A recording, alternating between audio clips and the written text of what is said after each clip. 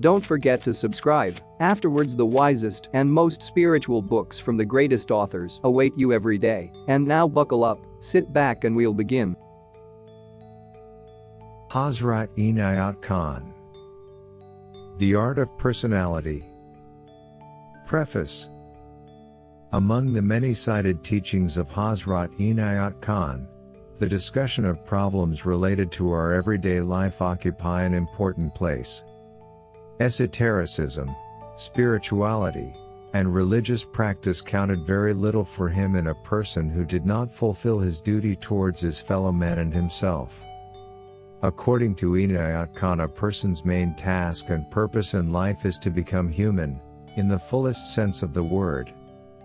This is why man has come on earth, and only after having achieved this will it be possible for him to return with full consciousness to the source whence he had come.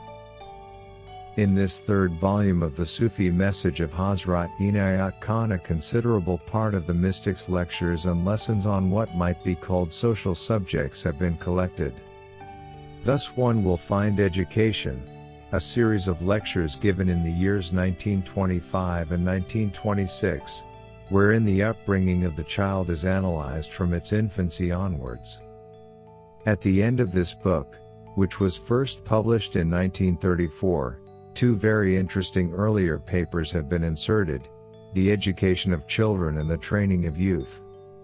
These had never before been published in English, only a French translation was published in 1922. While education follows the development of the child and the care it should receive at different ages from its guardians in great detail, the two latter papers give a broader outline of the fundamental spiritual principles which should govern the educator. Rasa Shastra, the science of life's creative forces, contains a series of lessons Inayat Khan gave to his pupils on sexual relationship. It was first published in 1938. Character Building and the Art of Personality and Moral Culture, both consisting of lessons given at different times during the years following the First World War, were published in 1931 and 1937. Part 1. Education. Chapter 1. The Education of the Infant. It is never too soon in the life of a child for it to receive education. The soul of an infant is like a photographic plate which has never been exposed before, and whatever impression falls on that photographic plate covers it. No other impressions which come afterwards have the same effect. Therefore, when the parents or guardians lose the opportunity of impressing an infant in its early childhood, they lose the greatest opportunity. In the Orient there is a superstition that an undesirable person must not be allowed to come near an infant.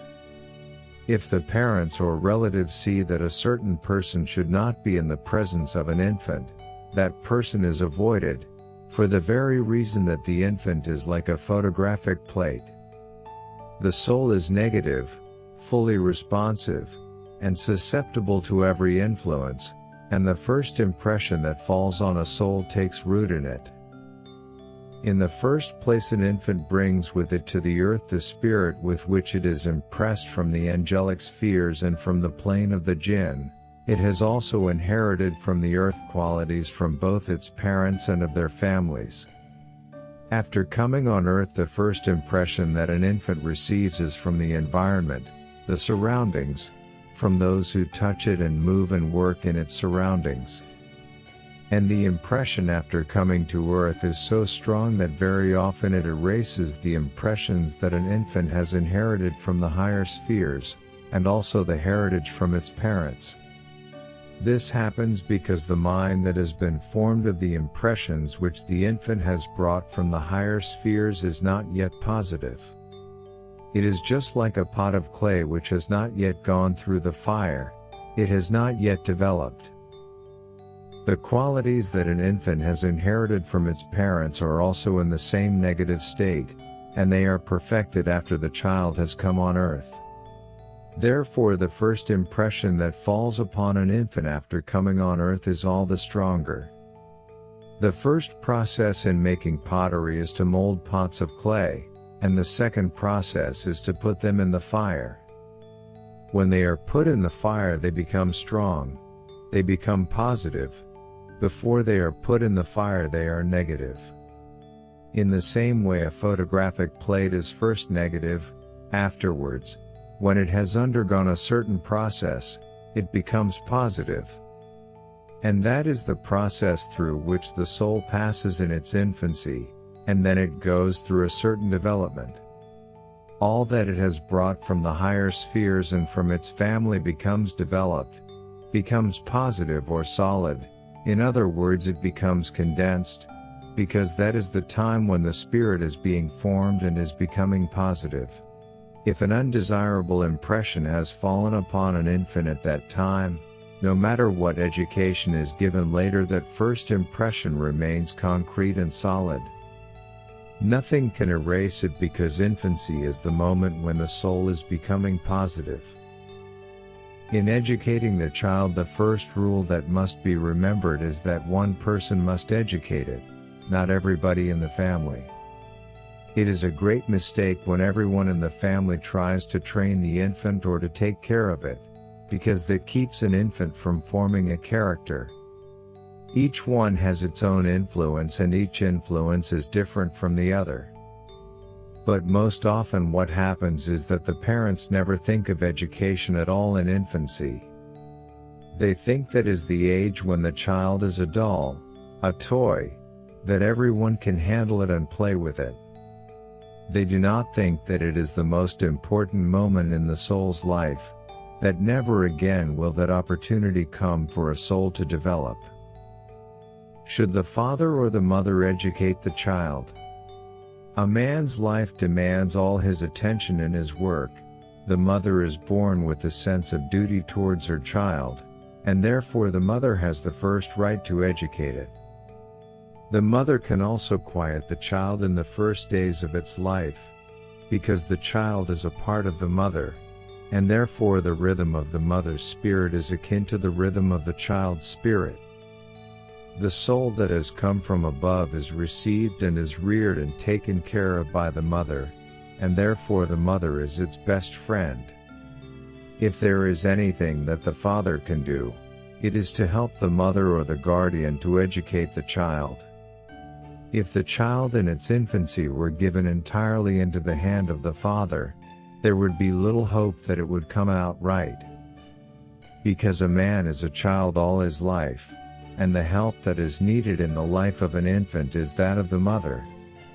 Nevertheless, later in the life of a child there comes a time when the father's influence is equally needed, but that time is not in infancy. As the Brahmin says, the first guru is the mother, the second guru is the father, and the third guru is the teacher. That one person who takes an infant in hand in order to train it must first establish a friendship with it. There was in India a Mazda, a sage, who used to live among elephants. He used to share his bread with them and sleep near them. At the same time there were those who were appointed to take care of the elephants. They controlled them with their spears and with their commands. Very often the elephant listened to them, but when an elephant was mad it would not listen to and often a keeper was killed at such times. The elephant would not recognize the keeper when it was mad. But this sage had a friendship with all the elephants, with the mad and the sober and with every one of them. He used to go near them and pat them and look at them and talk with them, and he would sleep near them unconcerned, yet they would never touch him. What does this show? It shows that there are two ways of controlling. One is the way of mastering, and the other is of becoming friends. By mastering you will diminish the will of the person you master. By being friends you will sustain his willpower, and at the same time help. In the one case you make of the person a slave, in the other case you make out of that person a king. In training an infant one must remember that his mind power, which means willpower, must not be diminished, and yet an infant must be controlled. There are 5 different subjects in which an infant must be trained in the first year: discipline, balance, concentration, ethics, and relaxation. When once friendship is established with an infant, the guardian is able to attract its attention and the infant will respond to the guardian. And that must be the necessary first condition. That condition must first be produced before beginning education. When once an infant begins to respond fully to the guardian, then discipline can be taught, but not by anger, not by agitation, as the guardian very often does. For an infant is often very trying, and is sometimes more stubborn than any grown-up person can be, and most difficult to control. The best way of teaching the infant discipline is without agitation, without showing any temper or annoyance, only repeating the action before it. For instance, the infant wants something which it should not have, while the guardian wishes it should play with a particular toy. This toy must be given continually into its hand, and when the child throws it away, or when it cries, give it again, and when the child does not look at it, give it again. By repeating the same action, you will bring the infant automatically to respond to you and to obey. It is a wrong method when the guardian wishes to control an infant and wishes to teach it discipline by forcing a certain action upon it. It is repetition which will bring about discipline. It only requires patience. For instance, if the infant is crying for its food or for something else when it is not time for it, one should attract its attention towards something else, even against its wishes. The best thing is repetition. Balance can be taught to an infant by bringing its rhythm at the moment when it is excited by a certain action, to a normal condition. For instance, when an infant is very excited, then the rhythm of its action and movement is not normal. By clapping the hands, or by rattling, or by knocking on something, one can make the rhythm of the infant change to one's own rhythm, because any noise will attract an infant, and a noise made in a certain rhythm will influence its rhythm according to it. However excited the infant may be, begin by making some noise in its rhythm, and then bring it to a normal rhythm. For instance, if a rattle or something similar is first moved with the infant's rhythm, and then moved gradually in a slower rhythm, the infant will come naturally to that rhythm. The excitement will abate, the whole condition of the infant's mind, the blood circulation, the movements, the expression, everything will change to a normal rhythm. There are 3 rhythms. There is a rhythm of passiveness, where the child is not active at all. That means the child is not well, or there is something wrong with it, something that should not be. There is a second rhythm where the child is active but not excited, that is the normal rhythm. And there is a third rhythm where the child is excited. That excitement must be brought to the second rhythm, where the child was active but not excited. This can be brought about by giving a child what it likes. If it does not like one toy, give another toy, and if not that toy, another toy, and yet another toy. In this way do everything to occupy its mind, so that for some moments it will keep to one thing. The excitement of the infant is the changing of the rhythm, for the infant has no control over its own rhythm. It goes on at a greater and greater speed, until it cries or laughs. And the laughter or the cry is just the same. On the one side the infant will laugh and on the other side cry, because its rhythm is not normal. It can only be brought to a normal condition by the guardian's effort. But if one gets agitated or does not like the infant or is displeased with it, then one cannot help it. Should one stop an infant from crying? It is better to distract the mind of a child that is crying than to let it cry. But at the same time, it is very natural for a child to cry sometimes.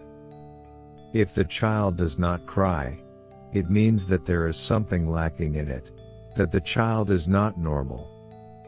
One must use discretion in how much one allows the child to cry and when to stop it. One can allow it to go as far as a certain rhythm. When it has reached that rhythm, then it must not cry any longer. That is the time to stop it. But when a mother, annoyed with the infant, stops its crying the moment it begins, it has a bad effect on its nervous system. And very often a guardian will put the child into the cradle or somewhere else to cry by itself. But that means leaving it in the same rhythm, and that does not help. In that way the child will become worse and worse, and more nervous every day. And now regarding the concentration of an infant. Toys with different colors, fruits, flowers, things that attract an infant should be brought before it, whatever attracts most, and then one must try and attract its attention to that particular object, let it play with it, let it look at it, be interested in it. In this way the guardian can develop in the child the faculty of concentration, which will be of the greatest importance when it is grown up. If this quality is not developed, it will be very difficult for the child to concentrate when it grows up. Besides that, one brings a great interest into the life of the child when it begins to concentrate. And the child concentrates without knowing it. Give it any beautiful thing it likes to amuse itself with, and if its fancy is taken by it, if it is absorbed in it, the child will concentrate naturally upon it. It is good for the child, for its soul and its body, because concentration is all the power there is. Regarding ethics, this important word is used here, but in reality, the greatest ethics or morals that one can learn in life are friendliness, which culminates in generosity, and it is never too soon to cultivate this seed of morals in the child. When you give something to an infant which it likes, and with friendliness and sympathy and love you ask the child to give it to you, that brings about the feeling of giving and at the same time the feeling of friendliness. Very often the infant is not willing to give, but that means it is not trained to do so. You do not need to force it out of its hands, but by having patience and repeating your wish that the object may be given to you, in the end the infant will give it. It may be that the first 3 or 4 times, if the child is very tenacious by nature, it will refuse, but in the end it will give it to you, and in this way it is taught the essence of morals. Should one teach an infant that there are certain things it owns and other things which do not belong to it? Whatever an infant sees, whomever it belongs to, the infant owns it, and owns it as its birthright. It has not yet awakened to this world of limitations, of divisions. All that is there belongs to it. It really belongs to the infant. It is our consciousness of duality that makes us poor. The infant is rich, richer than anyone in this whole world. The infant has the riches of God, because, as everything belongs to God, so, too, everything belongs to an infant. And therefore there is no desire on the part of an infant to own anything. The infant owns all things. It is experience of the world that gives the child, as it grows, the desire to own. Because then it becomes limited, then there are things which belong to others and certain things which belong to the child, and this means limitation. Sometimes people think, is it not wrong in a way to make a person generous in this wicked world, where everyone wishes to snatch away everything from everybody he sees? And especially all the simple people who are giving, who are generous, they are the ones who do not take, but others do. The answer is that a selfish person is his own enemy. He thinks that selfishness is profitable, but his own action works against him. It might seemingly give him success. By selfishness he might earn riches, or by a tenacious quality hold on to a position, rank, or something else, but at the same time he is defeating his own object. He is making himself weak. Besides, in the end, whatever be one's experience, one will come to the realization that from those who pursue the world runs away, and those who turn their backs on the world follows.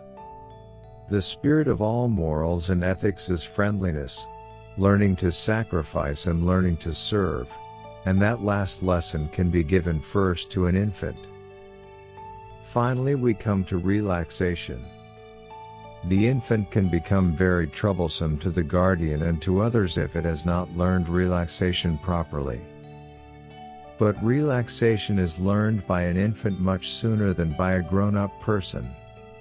One only needs to put the infant in an even rhythm, to give it calm and quiet surroundings, to place it in a comfortable position, to make passes over the child, to give its nervous system rest, looking into its eyes with sympathy and with the thought of its going to sleep, producing by one's own thought and feeling an atmosphere, a restful and peaceful atmosphere for an infant so that it can experience relaxation. It is very necessary for these 5 different subjects to be taught in infancy. Besides that, regularity should be observed in everything concerning an infant. In its food, in its sleep, in everything there must be regularity, because nature is rhythmic. The 4 seasons come regularly, the rising and setting of the sun, and the waxing and waning of the moon, all show that nature is rhythmic. By observing the rules of regularity with an infant, one can build a foundation for a soul to grow up most successfully. While the infant is being nursed by its own mother, the heart quality is being formed in it, and it is upon that quality that the feeling of the infant depends for its whole life.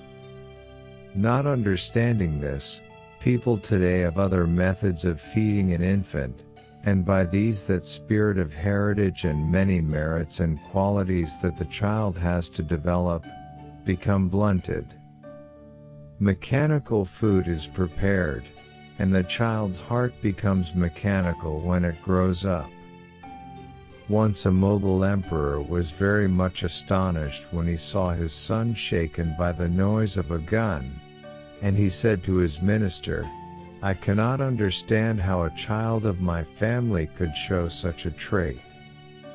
The wise minister said, "If you will inquire how the child was brought up, you will find that it was not nursed by its mother." Just as the flesh of different animals is affected by each particular animal's character, so with everything one eats one partakes of its spirit. An infant is destined to receive qualities from its mother, in the form of food, and it is these qualities which become a fertilizer for the development of its heart. Food, made from the juice of fruits or meat and stored in bottles or tins, when given to an infant at an early age, forms undesirable atoms, and causes the infant to grow denser every day. If the mother is unable to nurse the infant herself, the best way is to find a nurse. And that nurse must be considered not only from the health point of view, as many do, but also from the character point of view. She must be looked at from every angle. When the infant is cutting its teeth, the mind develops. That is the time of the development of the mind. By keenly watching an infant grow, one will find that the day when it begins to cut its teeth, the expression of its eyes changes, a mind is born, a thought is created. It is from that time that it begins to take notice of things and begins to think. The coming of the teeth is only an outward manifestation. The inner process is that the mind is forming. It is therefore a most important time in the life of an infant. For what is mind? Mind is the world. The infant at that time is forming the world in which it will live. The moment when an infant begins to stand up and walk is the moment when power is beginning to become manifest in it. Enthusiasm, courage, the power of enduring, the power of patience, the power of perseverance, all these come at that time. It is the time when power is bestowed upon an infant. And the moment when the infant begins to speak is the time that its spirit has formed, that the mind is connected with the soul and connected with the body. The whole spirit is made at that moment. From that moment the child should be considered as an individual. It is a little individual which then begins to have in itself the essence of everything and all things in the world. For in every soul there is a spark of every object and every quality that exists in the whole universe. And so, at this time when the spirit is completed, the essence of all the different qualities and merits and objects that exist in the world has formed as a spark in the infant. The best way, therefore, for a mother to educate an infant is to educate herself. The calmness, the quietness, the tenderness, the gentleness, everything the mother cultivates in her nature at that particular time when the infant is nursed, the infant will receive as a lesson in its cradle. The heart qualities are the most profound qualities man has. Brain qualities come afterwards, and it is the heart qualities which make the basis of the whole life. At that particular time such qualities as kindness, sympathy, affection, tenderness, gentleness, mildness develop, and it is at that time also that regularity is taught to the child, when the child learns its first lesson in being punctual. Unconsciously, it learns a rhythm. It knows the time when it should be fed. It does not need a watch to look at, it knows its time of resting, it knows its time of feeding. And by introducing rhythm into the mind of the child you put it on the road to perfection. Mothers who get annoyed with an infant, who put it aside and say, "Well, let him cry for a time," considering other work more important, do not know what they are missing. Handling the child is the greatest opportunity. And even if they do it at the greatest sacrifice, it is worthwhile. Because once an infant is impressed with being neglected by the mother, there remains all its life an impression, in the deepest depth of its being, of a soreness. And when a person grows up he feels it unconsciously. And then he is displeased and dissatisfied with everybody he meets. When one lets an infant be fed at any time and be put to sleep at any time, that keeps it from a proper, even rhythm, and hinders its progress in life. For infancy is the first step on the path of progress. When the mind of an infant is being formed, when it is cutting its teeth, people sometimes give it a rattle or something of rubber or wood, to put in its mouth. From a psychological point of view this is most undesirable, because it does not answer the purpose of the mouth. The mouth is for eating. Physically it is not good for its nerves and its gums. And psychologically it accomplishes no purpose. In the same way anything that is given to an infant at that age which does not serve a particular purpose, is a wrong thing to give. A child must not be deceived, even from its childhood, by an object which has no purpose. Even from infancy, every object that is given to the child must inspire him with its use. An object that has no use, that serves no purpose, hinders the progress of an infant.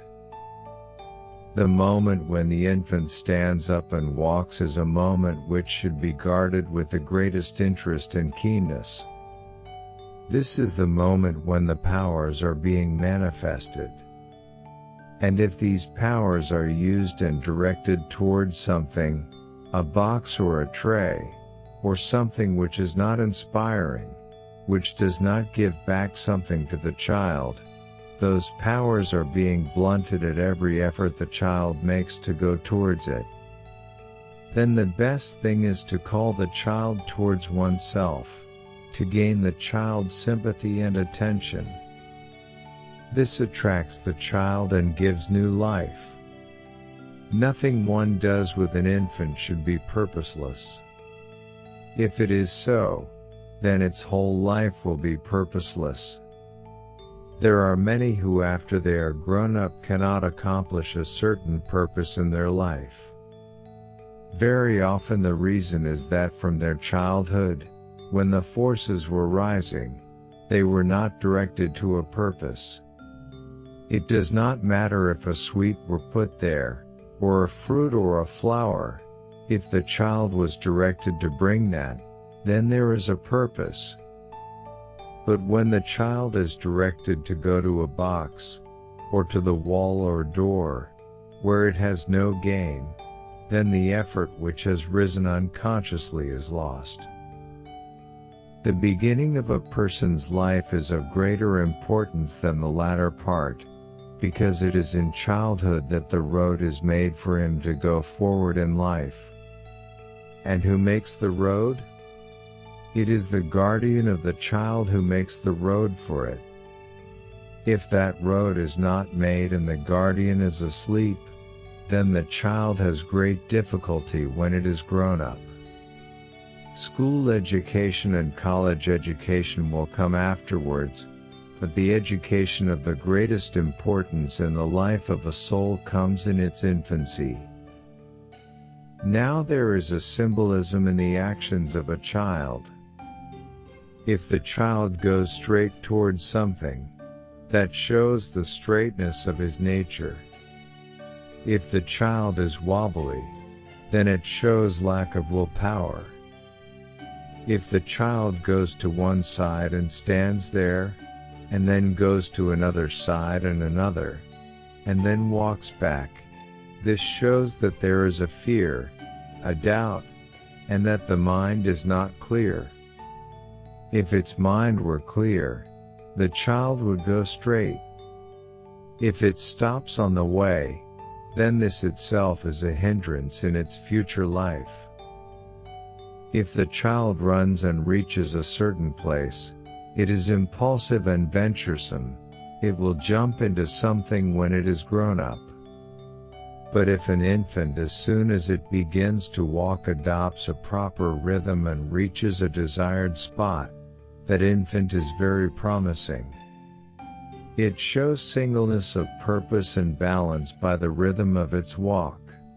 An infant which is beginning to walk, and which does not look at the guardian, but is only interested in what it sees before it, will be indifferent when it grows up.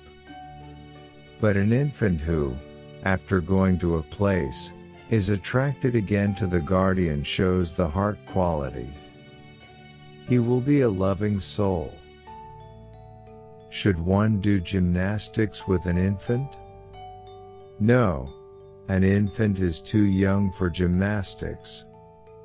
But every action that can be taught in order to bring about a rhythm and balance and discipline, and concentration and affectionate feeling, works towards building its future, and thus the first education is the foundation of its character. By saying that one person and not several should train an infant, one does not mean that the infant should be kept away from everyone. No doubt others can entertain the infant for a moment. They can see it, they can admire, they can love it, but only for a short time. If 4 or 5 persons are handling it at the same time, then the child's character will not be decided. It will neither be one thing nor the other. If the same guardian watches over the child all the time, this will always be beneficial whether the infant is with others or not. When an infant reaches the age of 2 or 3 years, it is most beneficial if it is taught a moment of silence. But one might say, how can a silence be taught? A silence can be taught by attracting an infant's attention very keenly, and this can be done by rhythm. When you make a certain noise by clapping your hands or by making a rhythm, and when you attract the attention of an infant fully, then if you wish it to be inactive, you can hold it in an inactive condition for a moment. And that can do a great deal of good. It could become a kind of religious or esoteric education from infancy.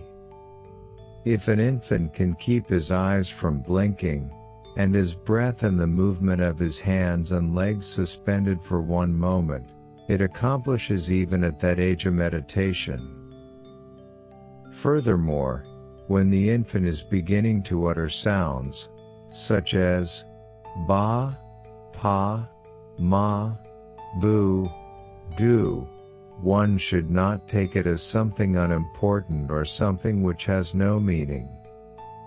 One must realize that each such sound is a new lesson that an infant has learnt from the world, and one should give that word great importance, because it is the first word and that is a divine word.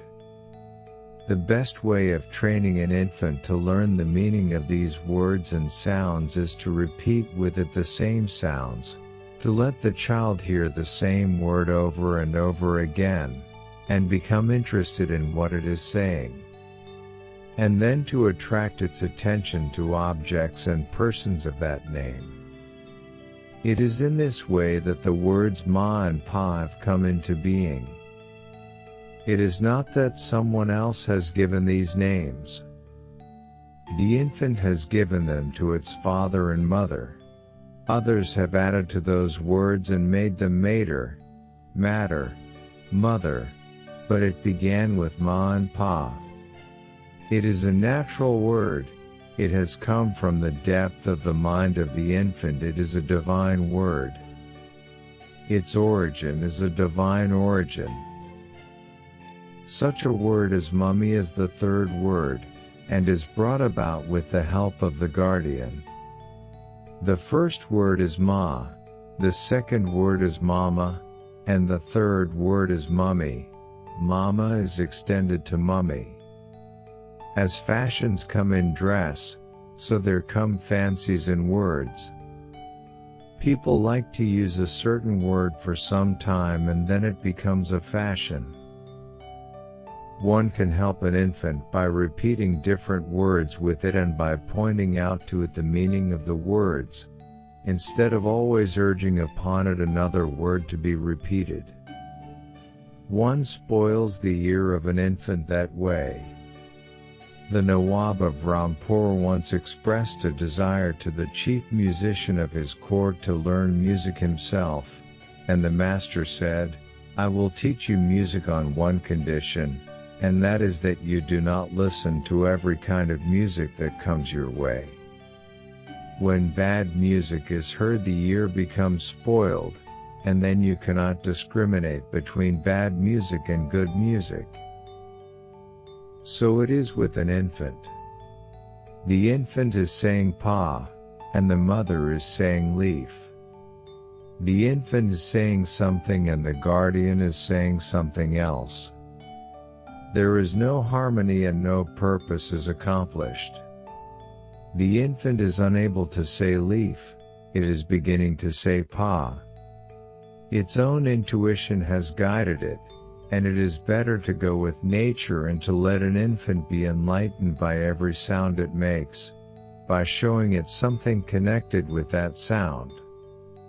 It is in this way that an infant is helped to speak. Then, if it learns to speak by nature's method, it promises one day to speak from intuition. It is the will which has brought the child to earth, otherwise it would not have come. It comes by its own will and it stays by its own will. The will is like the steam that makes the engine go forward. If the child wishes to go back, that depends upon its wish. It is always by the will of the soul. And therefore in the child you see the will and the form in which it has come. But often during childhood the will is broken, and then it remains broken all through life. If in childhood the parents took good care that the will was not broken, then the will would manifest itself in wonders. The child would do wonderful things in life if its will was sustained, if it was cherished. The infant that is born on earth brings with it the air of heaven. In its expression, in its smiles, even in its cry you hear the melody of the heavens. The Sufi point of view is that an infant is an exile from heaven, and that is why its first expression on earth is a cry. The soul that comes from above feels uncomfortable on the dense earth. This atmosphere is strange and not free, and it is a feeling of exile that makes the soul cry, a feeling of horror, of a terror of this world of woes. When a child comes to this earth without a cry, it indicates abnormality. The child is quite abnormal, and it will not have a full development, because the new sphere has not struck it. In other words, it is not fully awake to the new sphere. Bring a waking person here, he will look at what is going on. Bring a drunken person, he will sit here in intoxication. He does not know what is going on, he is not aware of the conditions, he does not care. And so it is with an infant. There is hardly a case where an infant does not cry, but if there is such a case, there is something wrong. Why is the soul so much attracted to the earth? It is attracted to the earth because it is bound to the earth. It is the soul's passion to manifest, it is only expressing its passion. Before the infant came to the world, it had educators too, one or many educators. It first had educators on the jinn plane, the inhabitants of that plane and the ones going back who met it on the jinn plane. The older ones on the angelic plane have their experience, their life, their feeling to impart to a new soul going further on the journey. It is from there that an infant has brought the feeling of admiration for all beauty, the feeling and love of harmony, innocence and depth of feelings. Then it met other teachers on the jinn plane, and these teachers are the ones to whom it was directed from the angelic plane, because according to its association on the angelic plane it takes a certain route, a certain direction. It is the first instructors in the life of an infant who have the influence which directs and determines its destiny on the jinn plane. Can the soul choose its instructor on the angelic and jinn planes, one may ask, or is it helpless before anyone is attracted to it? There is always free will and the lack of it on all planes. If we go into the midst of the city, there are some things that we purposely want to see, we are looking for them. And at the same time there are many things which attract our attention also without any intention on our part. In the same way, when the soul arrives it is attracted to things and beings which it had no intention of being attracted to, and at the same time it has its choice, it has both. The experiences of the infant before birth on the higher planes are not directed by the stars as we understand it from the astrological point of view. It is from the time that it comes to the earth that its connection with the stars begins. But at the same time there are other factors which to a large extent determine the soul's destiny. On the jinn plane the soul receives instruction from the inhabitants of that sphere, and also from those who have just returned from the earth, eager to give to the infant their experience, their knowledge, and all they still have with them brought from earth. They would have given to it even what they had on the earthly plane, but no one is allowed to take to other sphere what he has collected here. All that belongs to this sphere a person must leave behind in order to be free and in order to be allowed to enter the higher spheres. And therefore, what they have is what they have collected in those spheres while they were on earth. That is all they have, the thoughts, impressions, feelings, experiences and knowledge they have gained. It is all, so to speak, a collection which a person makes in the higher spheres, but it is not something which can be deposited in the bank. So when man has left to the earth all that he has borrowed from the earth, then he goes on with only that property which he has deposited or collected in the higher spheres without knowing it. Very few on earth know that while they live on the earthly plane they are collecting something in the higher plane. They live at the same time on the higher plane, but they do not know it. With this heritage and with this knowledge and instruction that it has received from one or many, an infant comes to the earth. People might object that an infant does not show any sign of any knowledge of the earth nor of the heavens. It does not show any sign of the angelic world nor of the world of the jinns.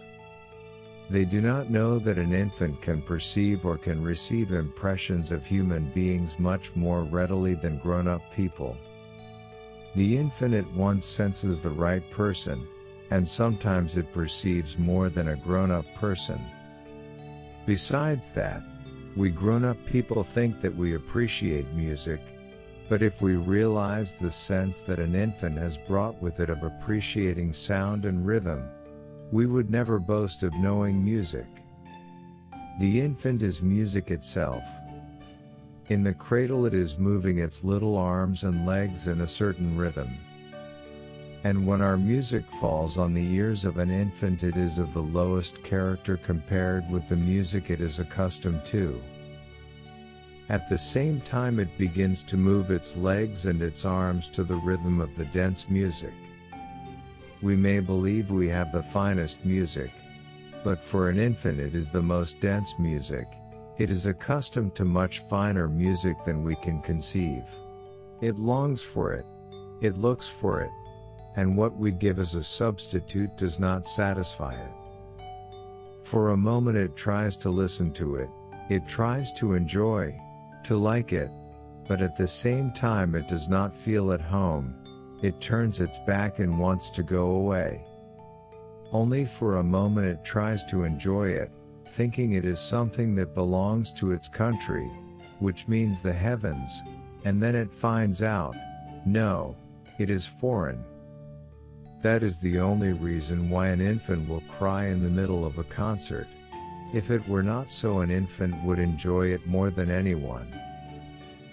It takes some time for an infant to become accustomed to the life of the earth. And what makes it accustomed to it? Color. Color is what attracts most, and then sound. When it gets accustomed to the dense sound and the dense color, then it gradually begins to lose its heavenly attributes. And when its first wish is to change from being an angel and walk like an animal, when it begins to creep, it begins its earthly life, but before that it was an angel. Infancy is angelic.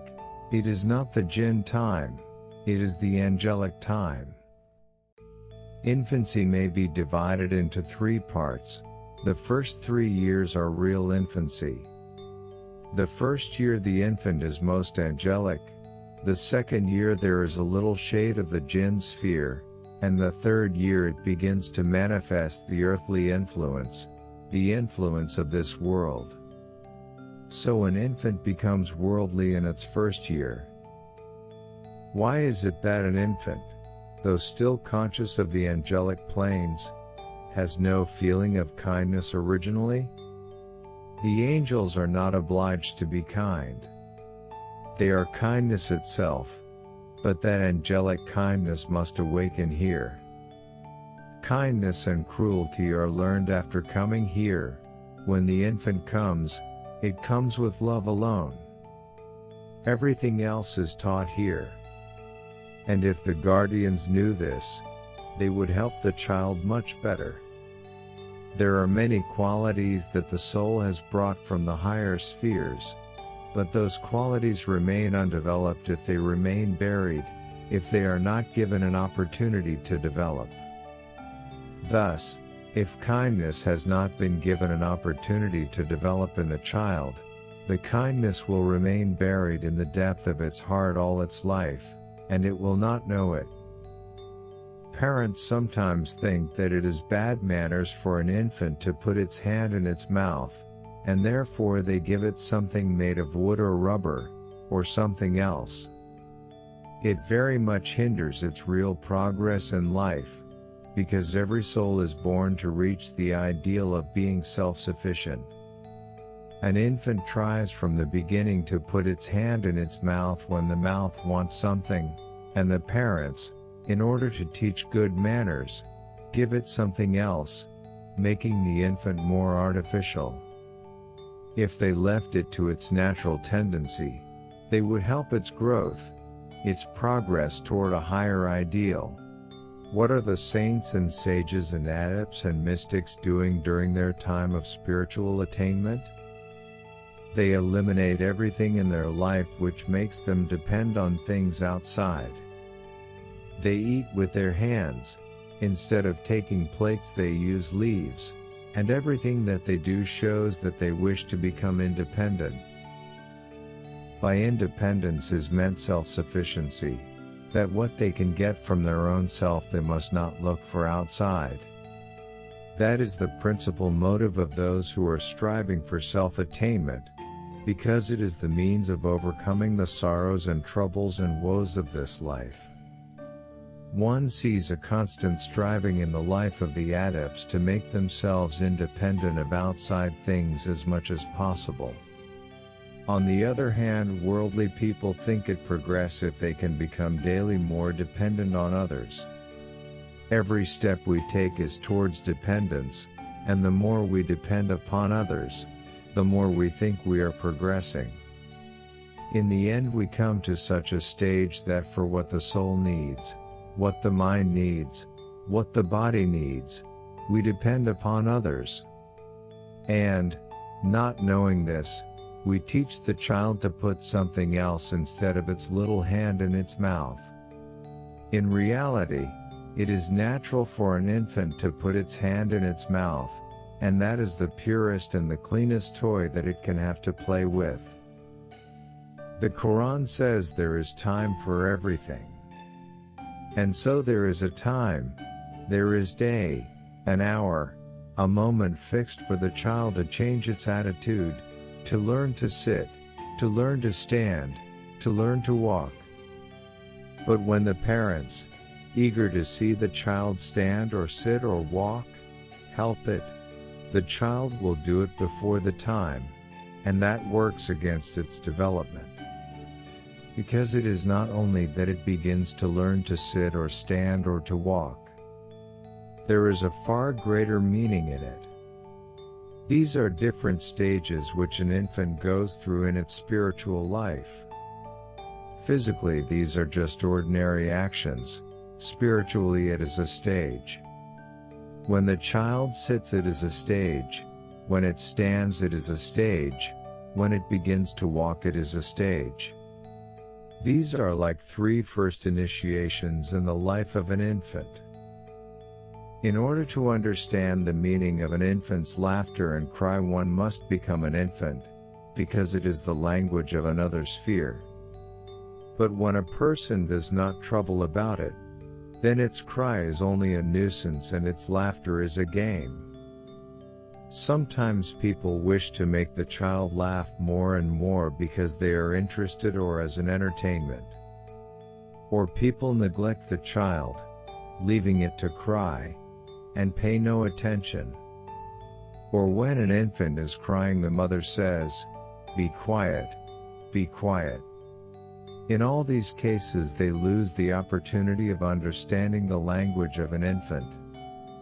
This is the opportunity for the guardian, for the mother, for the one who looks after an infant, to learn the heavenly language. For there is nothing that has no meaning, and every movement of an infant, who is an expression, an example, from above has a meaning. But as we are absorbed from morning to evening in the responsibilities and duties of the world, we forget the responsibility and duty to the infant. And because the infant cannot speak in our language and tell us how neglectful we are of what it wants, and what it needs, and what can be done for it, there remains a wall of separation between mother and child. An infant knows and feels the presence of an undesirable person in the atmosphere around it. It is very unwise when people engage any nurse that comes along to take care of their infant. And it is unfortunate in these days when mothers have many other occupations, that they cannot take charge of their infant themselves, and have to send it to what they call a creche, a place where they take care of infants. This does not mean that to keep an infant among many other infants is not right, but at the same time it is only after we have grown up in this dense world that we come together, if not very much, at least partially. It is always difficult for many people to work together, to be together, to live together, and yet we have been here on this earth so many years, and we have become accustomed to the life of the earth. But what about an infant who has just arrived and who is placed among other infants, where the gap between the evolution of one infant and another is infinitely greater than the difference between two grown-up persons?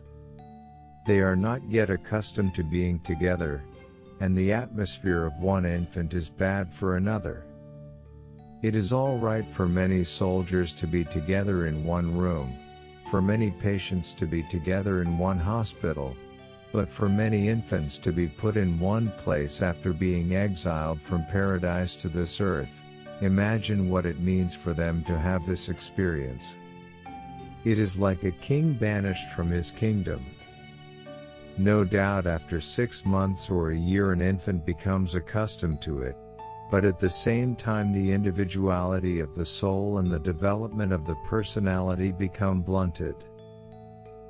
No doubt a great amount of patience is required to take care of an infant. But patience is never wasted. Patience is a process through which a soul passes and becomes precious. Souls who have risen above the world's limitations and sorrows, the world's falseness and deception, they are the souls who have passed through patience. If it is the destiny of the guardian or the mother to acquire patience, she must know that there is nothing lost, but that she has gained something in her life. To raise an infant, to look after it, to educate it, and to give oneself to its service, is as much and as good a work as the work of an adept, because an adept forgets himself by meditation, a mother forgets herself by giving her life to the child. There is always a possibility of giving an infant bad habits. For example, sometimes a guardian enjoys the laughter of an infant and thus makes it laugh more and more, because it is amusing. But however much an infant has laughed, so much it must cry afterwards, in order to make a balance. And then there may be another mother who, as soon as an infant has opened its mouth to cry, says, "Quiet, quiet." But if an infant then becomes quiet, Something in its character is broken. It wants to cry. It must be allowed to cry. There is something in its character that wants to come out. There is also a tendency in an infant to throw things about, to slap, to kick, to tear, to break things. Sometimes it is such a little thing that is broken or spoiled that the mother thinks its behavior is enjoyable. But if an infant is allowed to do what ought not to be encouraged, it will only make it difficult for it later. It must be corrected, but at the same time it must not be corrected with anger or annoyance. It should be corrected repeatedly by giving the infant something to do which is different from what it was doing before.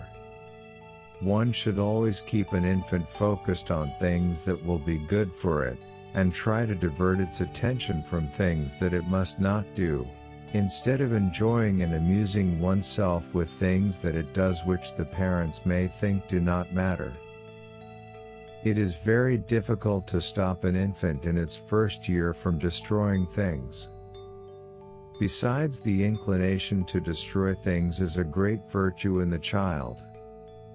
It is the desire of the soul to know the mystery of life, because every object before an infant is a cover over the mystery the soul is looking for. It is annoyed with it because it is a cover. It wants to know by breaking it what it is. However, it is possible to stop the infant from breaking things by suggestion, not by getting annoyed. Annoyance must be avoided, because it is not good for an infant if one is annoyed with it. The more patience one has with an infant, the better, its will becomes more powerful. But if you are annoyed, then the nervous system of the infant deteriorates, and it becomes depressed. Its nervous system becomes contracted, it becomes tired, and when it has grown up, a fear remains. One must be extremely careful with an infant that its nerves do not get cramped. Its nervous centers are delicate, and these are the centers which are intuitive centers. Later on, these centers will help the soul to perceive higher knowledge. And if these centers become cramped by the annoyance of the guardians, then the infant has lost that faculty by which it should grow and profit in life. The infant will understand. One must have patience.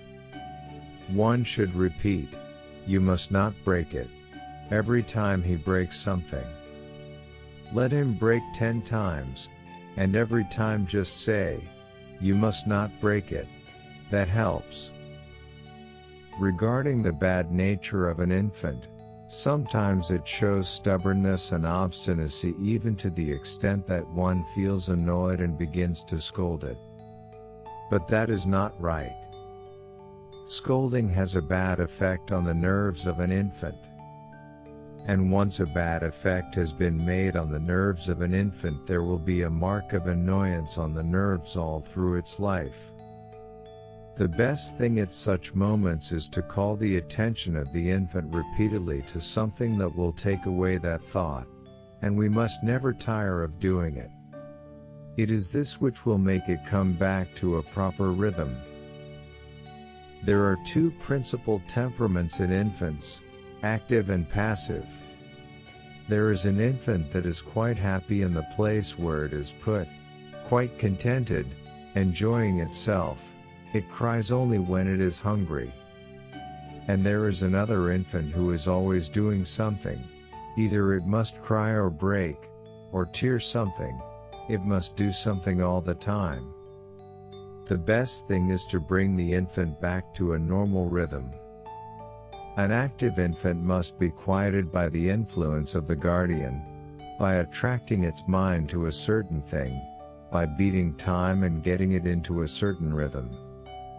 Infancy is the time when the impulsive nature can be trained, and that is the time to draw out what is really best in the impulsive nature and utilize the impulsive nature to its best advantage. When an infant is quiet, contented, passive, happy-natured, One must not be contented about it, because it may not prove to be good in the end. The infant should be made a little more active. A little more attention must be given to it, a few more playthings, a little more thought must be given.